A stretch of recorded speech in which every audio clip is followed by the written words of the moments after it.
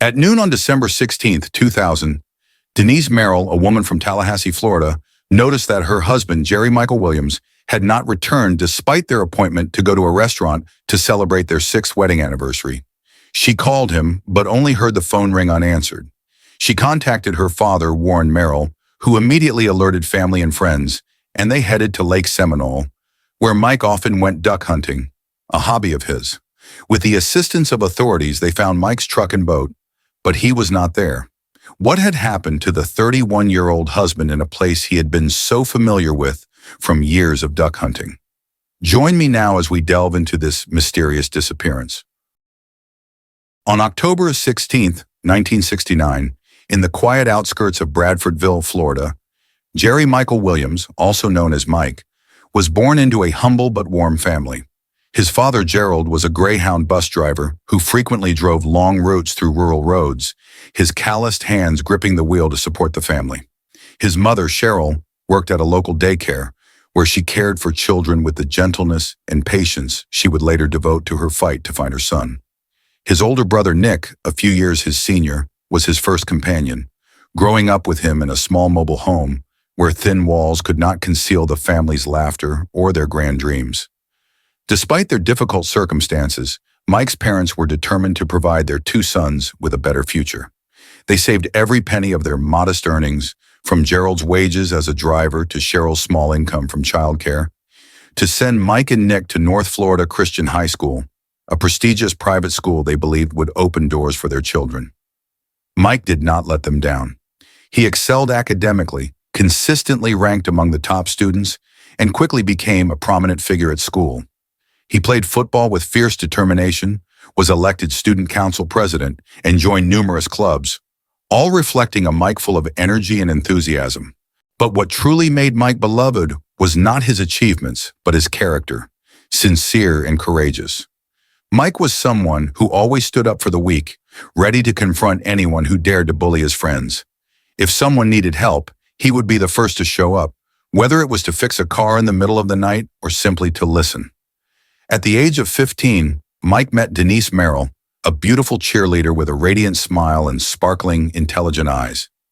Denise was the student council secretary, and the two quickly became the school's most admired couple.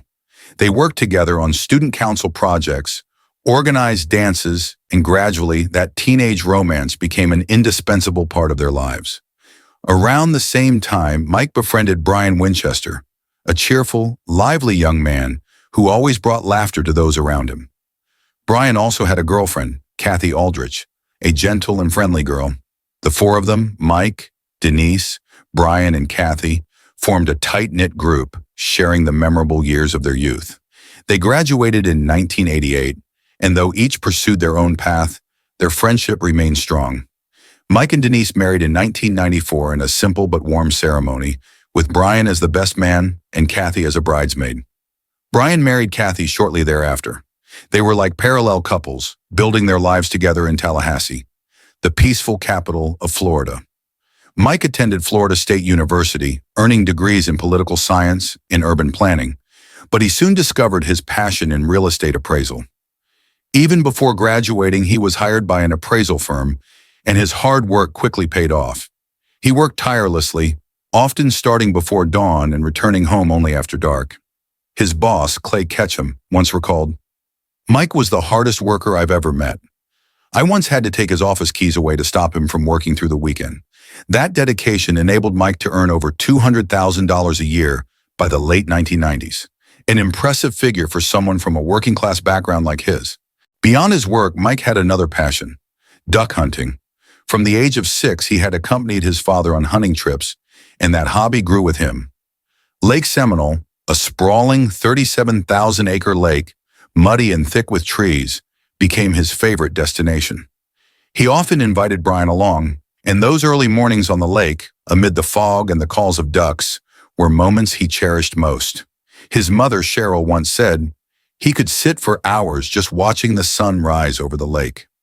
In 1999, Mike's life became even fuller when Denise gave birth to their daughter, Ansley, just before Mother's Day. In an interview with a local television station, Mike couldn't hide his joy. "She arrived a few days early so I could celebrate Mother's Day with Denise. I've never respected my wife and women in general more. What they go through to bring a new life into this world is miraculous. With a steady income, Denise left her accounting job to stay home with Ansley, while Mike continued to be the family's breadwinner. They lived in a small but upscale home in the Centennial Oak Circle neighborhood of Tallahassee, a symbol of the success Mike had achieved from humble beginnings. But on December 16, 2000, the very day marking Mike and Denise's 6th wedding anniversary, everything changed forever. Before dawn, Mike rose early, preparing his hunting gear, a shotgun, duck decoys, life jackets, and the waders he always brought along. He hitched his boat to his Ford Bronco, kissed Denise and Ansley goodbye, and drove to Lake Seminole, about an hour from home. He promised to return by noon to join Denise for a romantic dinner they had reserved to celebrate their anniversary. But this time, he went alone. An unusual choice, as Mike rarely hunted without Brian or another companion. By noon, Mike hadn't returned, and Denise waited in growing anxiety. After raising the alarm, her father Brian and Brian's father headed to Lake Seminole, Mike's most frequent haunt. They also called the Florida Fish and Wildlife Conservation Commission, FWC, and the Jackson County Sheriff's Office to join the search. Heavy rain complicated the rescue efforts.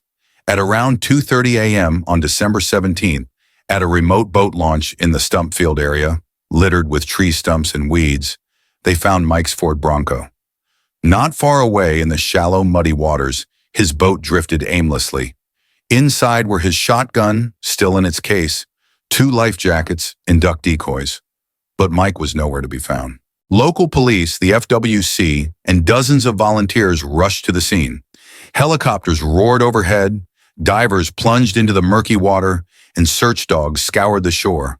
But a winter storm swept in, bringing heavy rain and biting cold winds, turning the search into chaos. After several days, no trace of Mike was found. The police proposed a theory.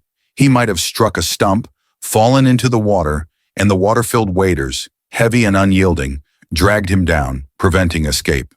His body could have been devoured by alligators, a reasonable conclusion in a region teeming with them like North Florida. But Mike's mother, Cheryl, didn't believe it. If they ate him, something would be left: clothes, shoes, bones.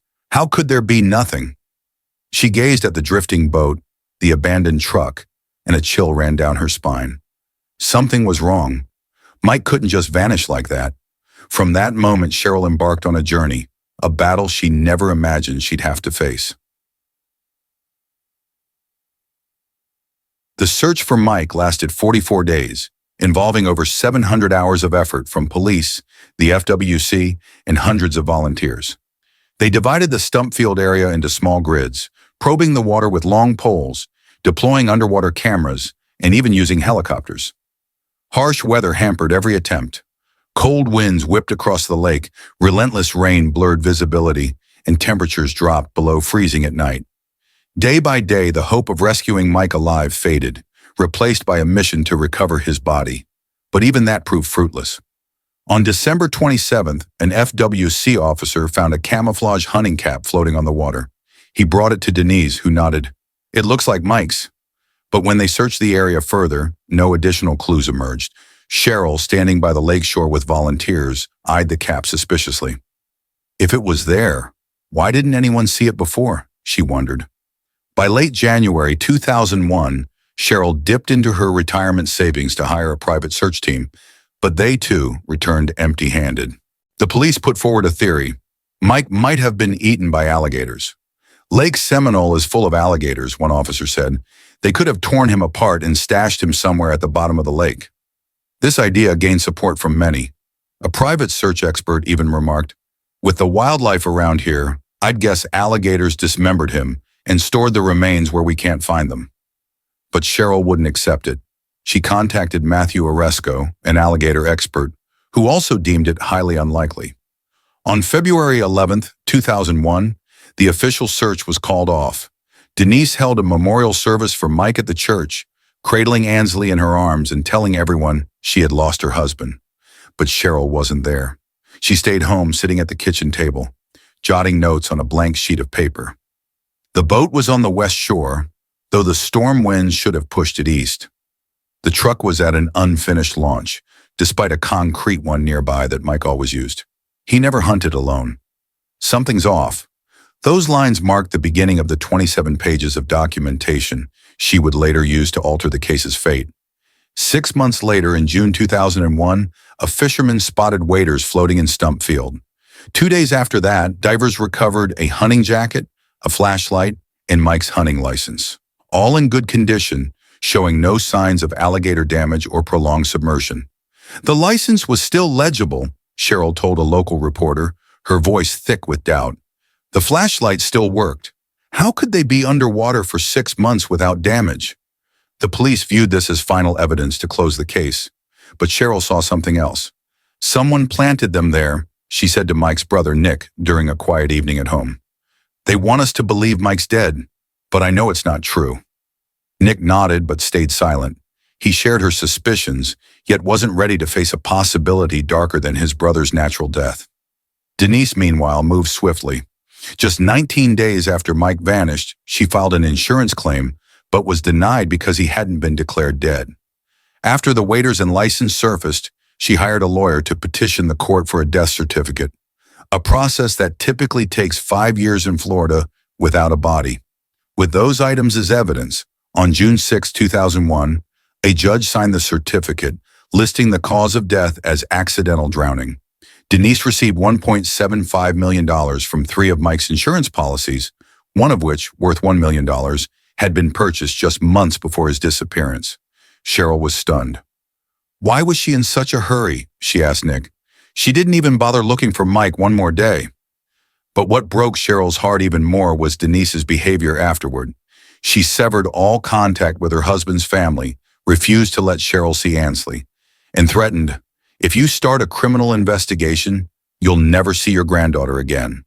Cheryl stood at a painful crossroads, her love for her granddaughter and her yearning for the truth about her son.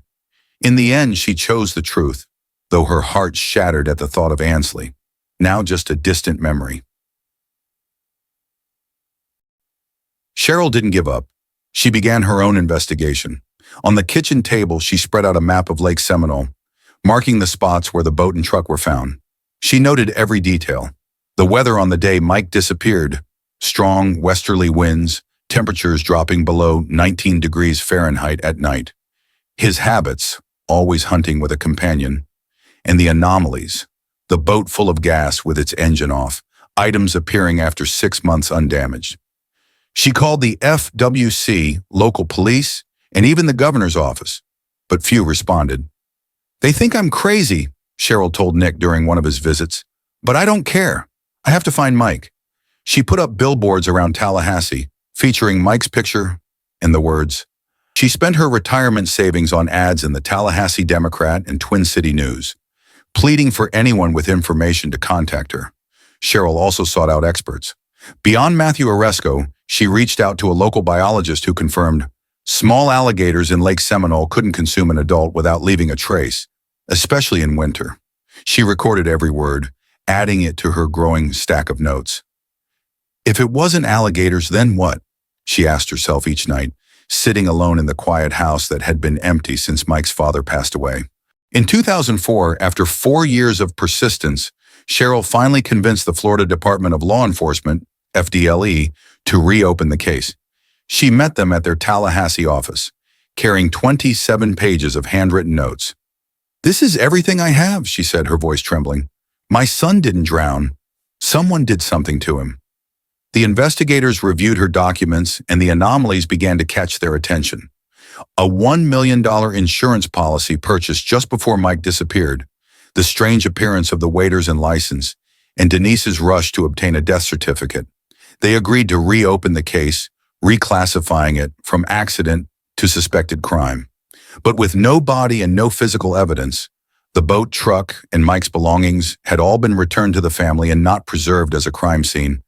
The investigation soon hit a dead end.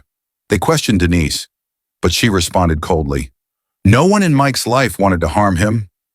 They asked Clay Ketchum, Mike's boss, who said he was as clean as a sheet of paper. Everyone described Mike as a good man with no enemies and no reason to be targeted.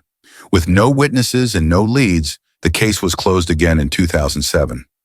Cheryl didn't give up. She wrote a letter every day to the governor of Florida, totaling 1,472 letters over 9 years, pleading for another agency to take over. But they were all forwarded back to the FDLE and left to gather dust in a file.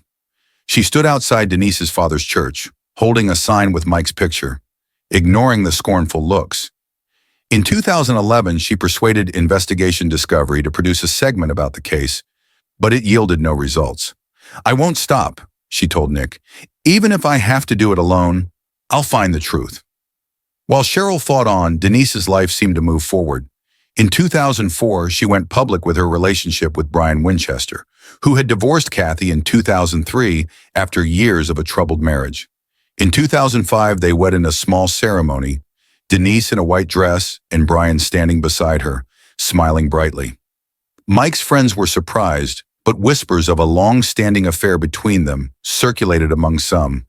Kathy, in a conversation with police, confirmed, "I suspected Brian and Denise even before Mike disappeared. Once I saw them looking at each other oddly, but I didn't dare believe it." Cheryl harbored her own suspicions. She recalled the times Brian showed up at Mike and Denise's home, always there when Mike was at work. She remembered how Denise swiftly cut ties with her husband's family after collecting the insurance money. Cheryl's doubts deepened when she learned Brian was the one who sold Mike the $1 million insurance policy just months before his disappearance. Why did Mike need such hefty additional coverage when he already had 2 other policies? She wondered.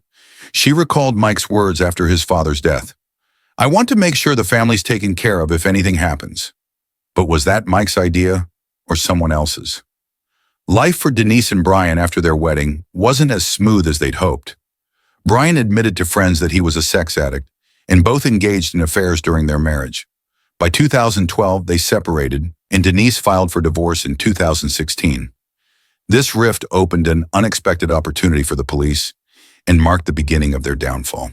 On the morning of August 5, 2016, Denise stepped into her SUV to head to work at Florida State University. As she started the engine, she heard a strange noise from the back seat. A figure climbed forward, pressing a gun into her side. "Drive!" Brian shouted, his voice trembling yet menacing. Denise panicked but kept her composure. Instead of complying, she drove to the CVS parking lot, a busy spot with surveillance cameras. "If you want to talk here," she said, her tone firm. They sat in the car for nearly an hour. Brian sobbed, saying he didn't want the divorce, that he'd lost her, lost his son from his marriage to Kathy, and his mother was dying of terminal cancer. He didn't want to hurt her, but he had nothing left to lose. Brian had brought a tarp, a spray bottle of bleach, and a small hammer, items that convinced Denise he intended to kill her and then himself. She persuaded him to calm down, promising to drive him back to his vehicle if he put the gun away. Eventually, he agreed, but as soon as Brian left, Denise drove straight to the Leon County Sheriff's Office, accusing him of armed kidnapping. The police were stunned. This was the first time in 16 years Denise had willingly spoken to them without a lawyer. They seized the chance to probe her about Mike's disappearance, but Denise remained cold, speaking only about Brian's threats. Brian was arrested shortly after, facing a lengthy sentence for kidnapping and assault. Yet he offered no further insight into the mysterious disappearance of his old friend. The police uncovered a witness who claimed to have seen Brian near Lake Seminole on the day Mike vanished. But that alone wasn't enough to charge him. At the trial, Brian apologized and expressed remorse for his actions, claiming he acted out of desperation and not lose Denise. In contrast, Denise urged the judge to sentence Brian to life in prison to ensure her and her daughter's safety. Brian was sentenced to 20 years in prison, and it seemed the mystery of Mike's fate would remain buried forever. But Denise's coldness and unrelenting stance pushed Brian to a breaking point. In October 2017, Brian struck a deal with prosecutors. He would reveal the full truth about Mike's death, and in exchange, any crimes he committed against Mike would be immune from prosecution. The prosecutors agreed. In the interrogation room, Brian confessed everything. He and Denise began an affair in October 1997, 3 years before Mike's disappearance. They met weekly at Mike and Denise's home while he was at work or during Mike's business trips. Denise complained about her marriage, saying she no longer wanted intimacy with Mike and that he worked too much. Mike confided in Brian about their growing distance, unaware that Brian was the cause. "I had a good wife, a kid, and Denise on the side, Brian said, showing no remorse. They plotted to kill Mike so they could be together, as Denise refused to divorce, not wanting to tarnish her image, though perhaps also motivated by Mike's substantial insurance payout. During a hunting trip, Mike nearly died after getting stuck in mud, sparking Brian's idea: stage a hunting accident. They settled on December 9th, 2000, but Denise backed out at the last moment. A week later, on December 16th, she agreed to proceed. That morning, Brian lured Mike to hunt with him at Lake Seminole. He tricked Mike into wearing waders, then pushed him into the water, hoping he'd drown. But Mike shed the waders and jacket, swimming up and pleading for help. Panicked, Brian grabbed a 12-gauge shotgun and shot Mike in the face, killing him instantly. He dragged Mike's body to shore, stuffed it into his vehicle, and pushed the boat back into the lake to fake the scene. Later, he bought a shovel at Walmart and buried Mike at Carr Lake, 10 minutes from home, before returning to establish an alibi. Brian claimed Denise was the mastermind and that he merely followed her lead. They swore to keep it secret, biding their time to live happily with a $1.75 million insurance payout. Based on his testimony, police excavated Carr Lake for 5 days, recovering 98% of Mike's bones, his wedding ring, gloves, and the shoes he wore that day. A bullet wound in his skull confirmed he was shot to death, not drowned. On May 8, 2018, Ansley's 19th birthday, Denise was arrested on charges of first-degree murder, conspiracy to commit murder, and accessory after the fact. She pleaded not guilty, staring straight ahead with an expressionless face as she was led away in handcuffs. At her trial in December 2018, Brian was the key witness, detailing their plan. Denise didn't want a divorce, he said. She said the only way we could be together was to kill Mike. Cheryl testified, recounting her 18-year struggle. I wrote thousands of letters, put up billboards, begged people to help me find my son. They mocked me, called me crazy, but I knew Mike didn't drown. Kathy, Brian's ex-wife, also spoke. Denise told me to tell Brian when he was arrested that she wouldn't talk. She knew everything but stayed silent. Denise's lawyer argued there was no evidence, only Brian's one-sided account. After 8 hours of deliberation, the jury found Denise guilty on all 3 counts: murder, conspiracy, and accessory. In February 2019, she was sentenced to life in prison. Cheryl delivered a victim impact statement, her voice breaking. My son clung to a stump in Lake Seminole, crying for help as his best friend shot him dead. I wasn't there to save him. That will haunt me forever. But today, justice has been served, Denise appealed. In 2020, the appeals court overturned the murder and accessory charges, upholding only the conspiracy conviction, reducing her sentence to 30 years. Cheryl held a funeral for Mike in 2019. She placed a simple headstone at Carr Lake, where Mike was found, inscribed with Mike Williams, son, father, friend, 1969 to 2000.